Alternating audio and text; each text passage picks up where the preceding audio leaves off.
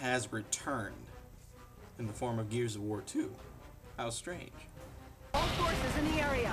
Room-ups have been sighted downtown. The best way I could describe the difference between Gears 1 and Gears 2 is that Gears 1 is like hearing about Disney World when you're a kid. I mean, you see it on television, you build it up in your head to be something, great, and then Gears 2 is like going to Disney World and it being everything you wanted it to be. I mean, you're riding the teacups and Dumbo and riding Space Mountain, and it's just everything and more that you could have hoped for. I loved your speech there, especially with the bitch-ass stuff. Very good, very enlightening. The story really hits everything on a bit more of a theatrical scale. It's just like an evolving, kind of ever-changing experience throughout the entire thing. You're never doing the same thing from level to level, which is really amazing.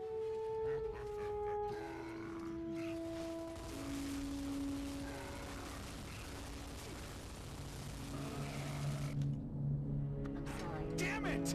Not again! I've lost her again! Ah! God damn it! I really liked the Dom side story with Dom and his wife. I've seen a lot of other people talk about how the Dom storyline seemed kind of random or not really well executed. I think it was done perfectly. The scene when Dom goes and finds Maria, I got goosebumps watching it. Dom.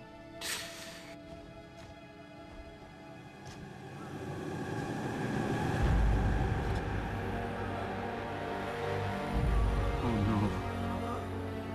No. No, no, no. No, baby. No, no, no, no. It's okay. I love you so much.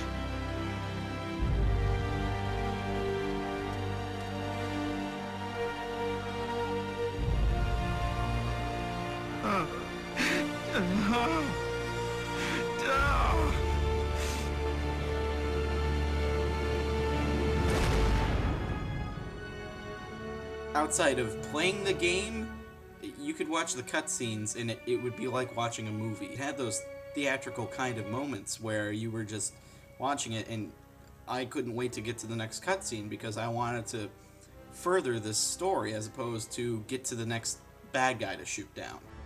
That's the Locust Queen? I thought she was supposed to be part of you. As far as Gears 2 goes, that really is... they were dead on. Marcus, is that who I think it is? I think so. Our last possible refuge. Who's that talking? Adam Phoenix. It's my father. What? But what's he doing in the Locust computers? We'll figure that out later. As far as gameplay goes, it was varying throughout the entire game. I think it was Gears 1, they tried to do a little bit of that, but it didn't quite succeed. Because, you had the stop, shoot, get on a turret kind of thing, as well as the vehicle sequence, which I hated completely. I loathed doing that stupid highway car thing. But this one, they kind of get it right, but missed the mark a little, because riding in the cog little all-terrain vehicle thing, it was all right, but it was kind of hard to maneuver, because a lot of the times, like, I would be close to the edge and I want to pull off to the right, but as I start going, it still goes straight and then starts to turn to the right, so I would drive right off the cliff. But later in the game, you also have a couple other opportunities to ride other kinds of vehicles, whether it be Reavers, which was an acceptable experience. It was all right. The handling was a little... I didn't quite know that I had to steer the Reaver and miss things as well as shoot. It was just kind of a clunky experience. But then at the end, you're 100% rewarded, with all that torture with the vehicles before, by riding a Brumac. Now, that was probably one of the greatest experiences out of the game I took, gameplay-wise, just because it was really fun getting to mow down hundreds of locusts.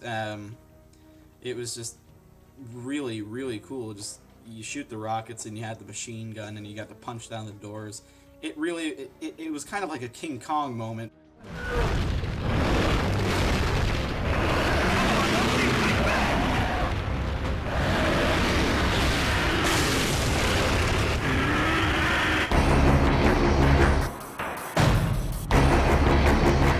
The game throughout had boss battles, but the end boss battle is you shooting the Hammer of Dawn at the giant mutated Brumac. In Gears 1, you had General Ram. It was a very difficult boss battle, and you had to go through a lot, especially if you wanted to beat on Insane. So, I mean, you had to do, 100 headshots to this guy and a bunch of torque bow rounds. And God, you had to unload like 400 rounds of ammo into that guy. And he still wouldn't go down.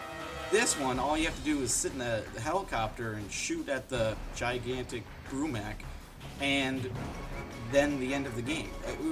It didn't present as much as a gratifying challenge as the first one did, and that kind of made the ending a bit flat for me. This is Adam Phoenix.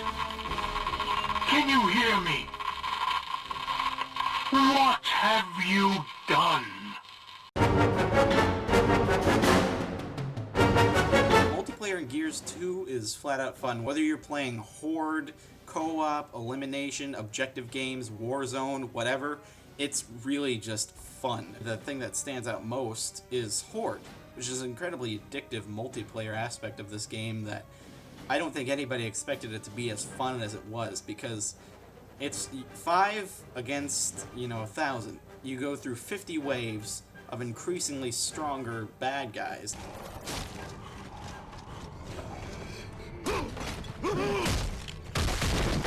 My mama could kill you.